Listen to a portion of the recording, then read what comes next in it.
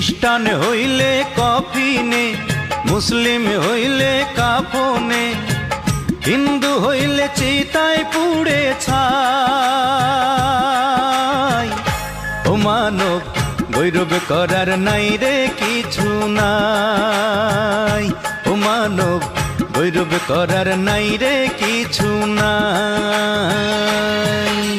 খ্রিস্টান হইলে কফিনে, মুসলিম হইলে কাফনে, হিন্দু হইলে চিতায় পুড়ে ছাই। ও মানব গৌরব করার নাই রে কিছু নাই, ও মানব দুই দিনের এই দুনিয়াতে গৌরব করার নাই রে কিছু নাই।